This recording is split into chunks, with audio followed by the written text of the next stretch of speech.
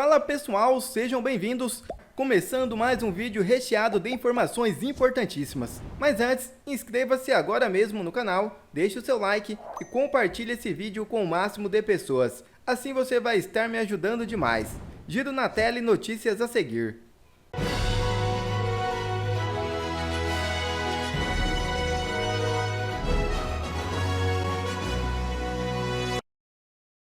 Felipe Neto é condenado a indenizar Arthur Lira por danos morais após ofensa em debate público.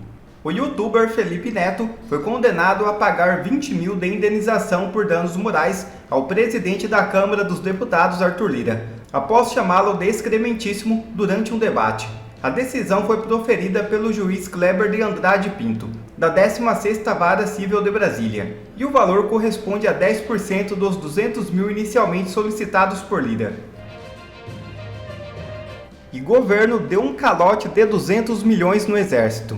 O prejuízo da força ocorreu com a mobilização de tropas e equipamentos na fronteira com a Venezuela. O Exército brasileiro sofreu um prejuízo significativo por parte do governo federal, depois da mobilização de tropas e equipamentos durante a Operação Roraima, desencadeada em dezembro de 2023. A operação, que visava reforçar a segurança em Pacaraima em virtude das tensões territoriais entre Venezuela e Guiana, teve custo de 208 milhões. Apesar de as tropas não terem sido empregadas em combate, o Exército utilizou grande parte dos gastos para preparar e deslocar veículos blindados, munições, realizar a manutenção de viaturas, fornecer alimentação e pagar diárias para o pessoal mobilizado. O Exército destina o orçamento anual apenas para despesas administrativas e treinamentos de pessoal, sem prever verbas para operações emergenciais. Nessas situações, o governo costuma reembolsar os valores gastos. Um exemplo disso é a tragédia no Rio Grande do Sul, quando o governo destinou mais de 600 milhões a ações militares depois das chuvas devastadoras. O pedido de reembolso foi formalizado e representantes do Exército se reuniram com a equipe econômica para tratar da compensação financeira. No entanto, segundo militares, o governo não cumpriu o reembolso, o que resultou na redução dos estoques de combustível e munição. Os cortes no orçamento das Forças Armadas, anunciadas em agosto de 2023, agravaram ainda mais a situação ao bloquear 122 milhões de reais, o que afetou diretamente a capacidade operacional e o planejamento de futuras aquisições do Exército. Os melancias não quiseram apoiar esse governo, agora toma aí. Kassab é um dos pilares de Moraes e da ditadura do judiciário, diz Geyer. O deputado federal criticou o presidente do PSD. A batalha contra essa ditadura do judiciário, ela não vou dizer nem que ela deu uma pausa, ela está focada agora em enfraquecer o partido que sustenta essa ditadura, que é o PSD. Nós pode ter certeza, as estimativas que o PSD de prefeitos eleitos há 4 meses atrás não chega nem aos pés do que eles estão estimando agora. Eles já perderam ali em torno de 30% a 25% das prefeituras que eles acreditavam que seriam capazes de controlar. Então já será um enfraquecimento muito grande do PSD. Aqui mesmo em Goiânia, né, nós tínhamos um candidato do PSD, um senador, que estava pontuando ali entre os primeiros colocados, com 19%, 20%. Na última pesquisa ele caiu para 9%. E nós sabemos que ele perdeu 10 pontos. Basicamente ele está em 4º ou 5º lugar agora. Ele perdeu esses 10 pontos por causa dessa campanha contra o PSD. E aqui é uma capital do estado de Goiás, uma capital que o PSD perdeu por conta dessa campanha. Isso está acontecendo em várias outras cidades, né? Desde que nós lançamos essa campanha, o que não falta é todos os dias prefeitos revoltados gravando vídeos, mandando para mim, suplicando para falar dessa exceção ou daquela exceção. E eu concordo com o Nicolas, nós estamos numa guerra, não é para fazer prefeitos. Se o Brasil estivesse numa situação de temperatura estável e pressão estável, nós poderíamos focar nisso. Nós estamos numa guerra de resgate da nossa democracia.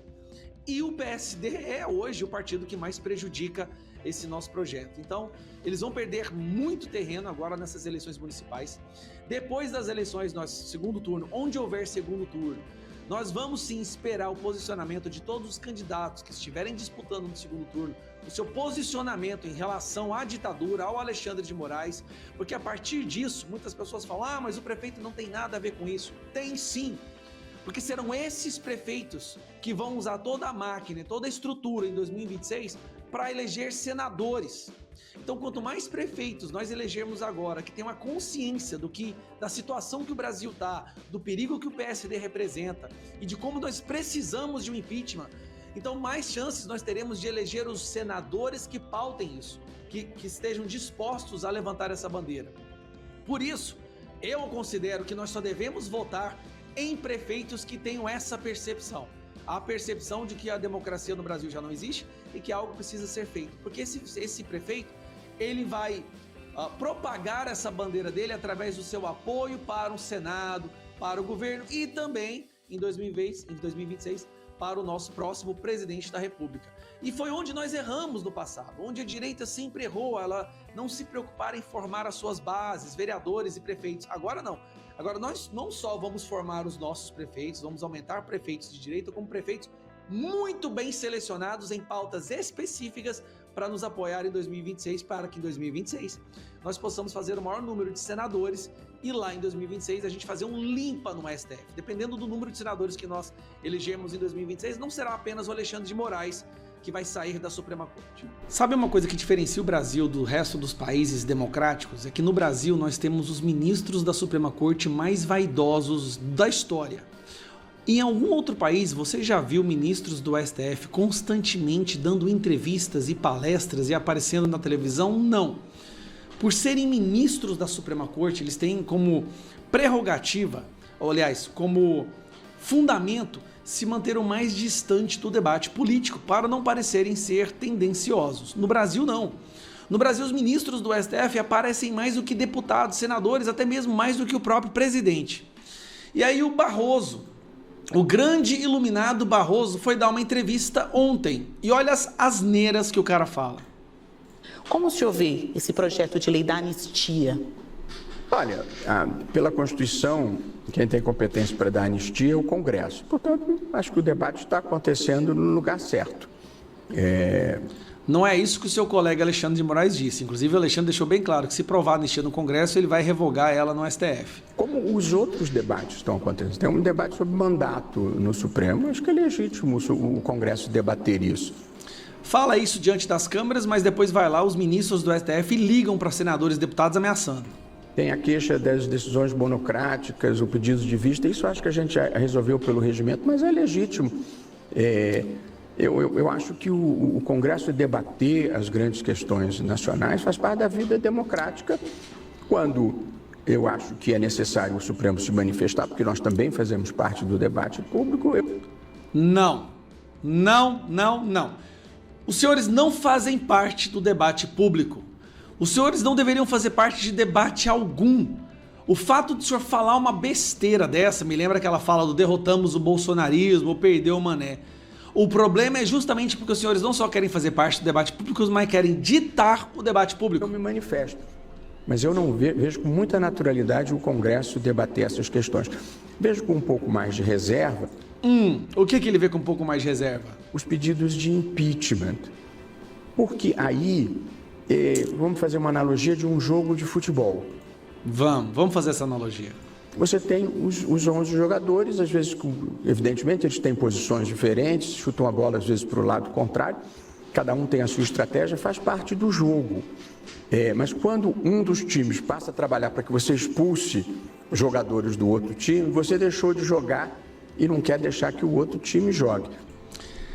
Deixa eu ver se eu entendi. Através da sua absurda analogia nesse momento, o STF é um time, o Congresso é outro time? Deixa eu explicar o que tão grave que é isso. Aqui ele está falando que o STF é puramente corporativista. Eles devem proteger uns aos outros e não a Constituição. Segundo, ele coloca a Suprema Corte como sendo uma adversária, uma opositora do Congresso, que é eleita pelo povo. Não poderia existir uma analogia mais ridícula do que essa. O STF não é um time, o STF é uma instituição na qual a sua composição existem membros que são escolhidos pelo presidente e depois sabatinados pelo Senado. Quando algum desses membros quebra as regras, comete crimes, esse membro tem que sair, e quem tira é o Congresso. Não é um Congresso tentando diminuir o outro time, não há uma competição. Peraí, não deveria haver uma concorrência entre as duas instituições.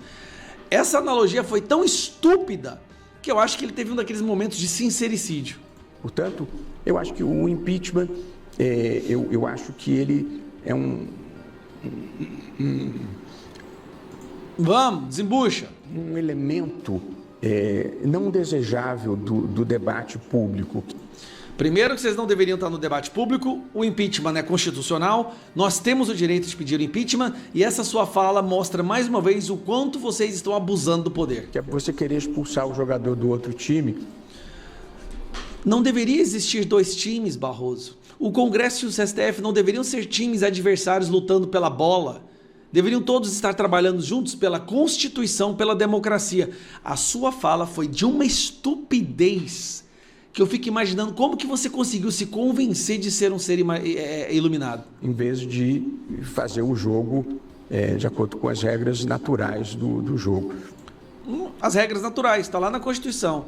Crime de abuso de autoridade, improbidade, existem todo um rol de crimes que o ministro do STF pode cometer que é plausível de impeachment, passível de impeachment. E o Alexandre de Moraes cometeu todos, do começo ao fim. Mas fora isso, eu acho que numa democracia nenhum tema é tabu. Tudo pode ser discutido. Fora o impeachment do STF, tudo a gente pode conversar, menos o impeachment de um colega meu, porque se der um impeachment de um colega meu, eu posso ser o próximo. Tido à luz do dia. Eu sou um sujeito kantiano, assim, eu acredito piamente que tudo que é bom, certo e legítimo, um dia vai prevalecer no espaço público. Eu concordo com você. Tudo que é bom, certo e legítimo, um dia vai prevalecer no espaço público. E sabe o que é bom, certo e legítimo? O STF voltar a ser uma Suprema Corte. Um tribunal que preserva a Constituição, a liberdade de expressão e a democracia. E não esse bando de militante travestido de ministros do STF que só envergonham o Brasil cada vez mais, destroem a nossa liberdade, Constituição, liberdade de expressão, segurança jurídica. Hoje, a nossa Suprema Corte, alguns membros da nossa Suprema Corte representam o maior perigo para a nossa nação. E nós, parlamentares, temos sim a prerrogativa constitucional de batalhar, de articular pelo impeachment de um criminoso que ocupe um cargo dentro do STF.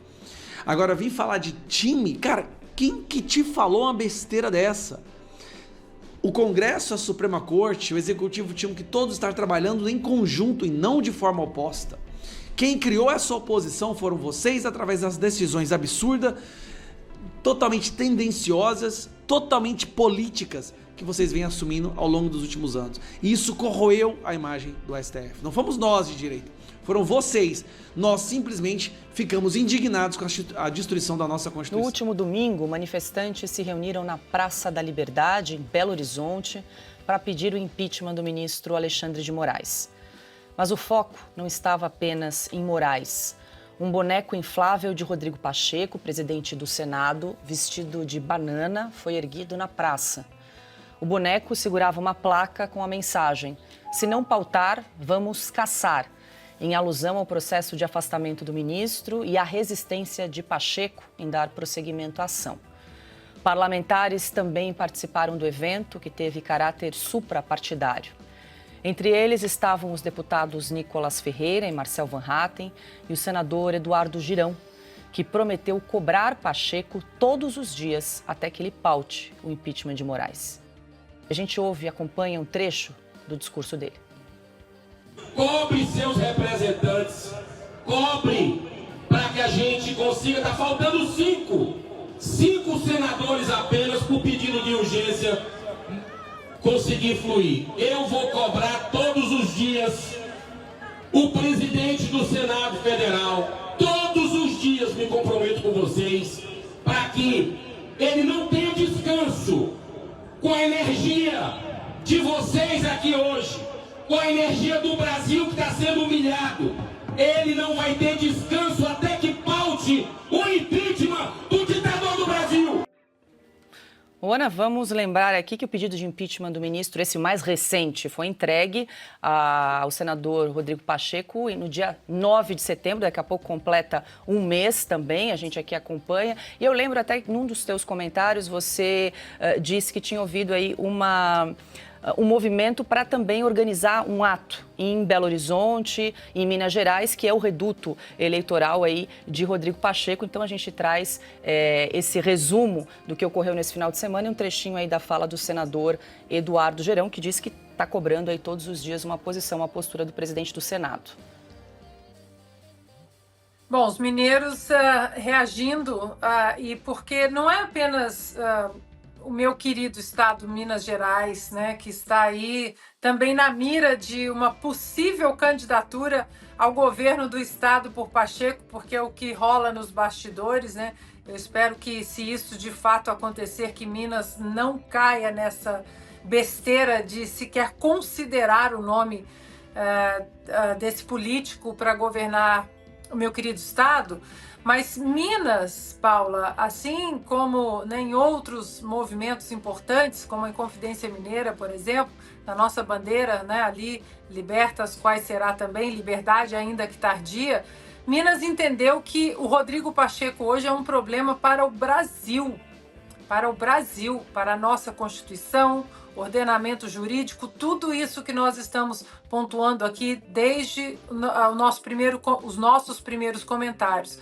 Porque esse desmando todo, esse hospício jurídico ao qual o Brasil foi submetido, principalmente por parte do Alexandre de Moraes, do regime totalitário, né, e louco de Alexandre de Moraes, o Alexandre de Moraes se sentiu absolutamente confortável para fazer o que ele vem fazendo já há alguns anos.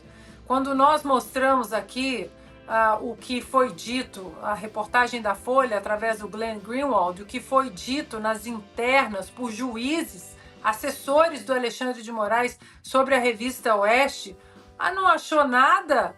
Inventa! Dá o seu jeito!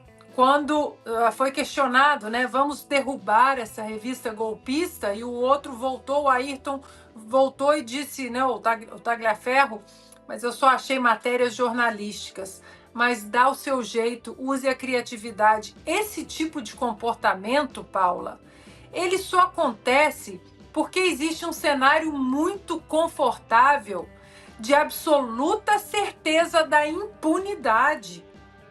Absoluta certeza de que nada vai acontecer com eles. E tudo isso, todo esse fio da impunidade a quem deveria respeitar as nossas leis, sejam eles juízes de primeira instância, segunda instância e principalmente do Supremo, nós temos ferramentas para que esse respeito ele seja colocado em prática. Nós temos ferramentas constitucionais, chamadas de freios e contrapesos, os famosos checks and balances, que o próprio Alexandre de Moraes já repetiu em inglês várias vezes, em vários discursos. Checks and balances para cá, checks and balances para lá, freios e contrapesos. Nós temos isso no Brasil. E o Alexandre de Moraes se sentiu absolutamente confortável. Ele e todos os seus satélites, né? Se sentiram totalmente confortáveis porque eles sabiam que Rodrigo Pacheco, dentro da sua imensa, histórica covardia, não precisava pautar projeto nenhum. Era simplesmente dizer, Senado, precisamos olhar a nossa Constituição que está sendo vilipendiada. Era só isso que ele precisava fazer. Ele poderia até bater lá no Alexandre de Moraes e dizer, olha, estou recebendo uma pressão aqui imensa, mas não dá, né? Então ele e sua covarde histórica falta de espinha dorsal em defender a nossa Constituição vai entrar para a história, porque esse desmando geral jurídico é culpa de Rodrigo Pacheco. Se ele tivesse usado o que nós temos na nossa Constituição para ter freado tudo isso que nós estamos passando, ou pelo menos um pouco, ter mostrado para o Brasil e para o mundo, porque agora o mundo olha para o Brasil, ali não é um país sério. Ali eles dizem que tem Constituição, eles dizem que tem ferramentas de checks and balances, de freios e contrapesos, mas eles não usam. É um país corrupto, é um Senado corrupto, que está de joelhos para um judiciário que não respeita as leis do próprio país, então ali não tem que ter investimento. muito disso que estamos vivendo é culpa, sim, de Rodrigo Pacheco. Quer ver mais conteúdos como esse? Então inscreva-se agora mesmo no canal e ative o sininho das notificações. Assim você não perde mais nenhum conteúdo que é postado aqui no canal. E também já deixe o seu like para o YouTube ajudar a divulgar o nosso trabalho. Fico por aqui e que Deus abençoe a todos.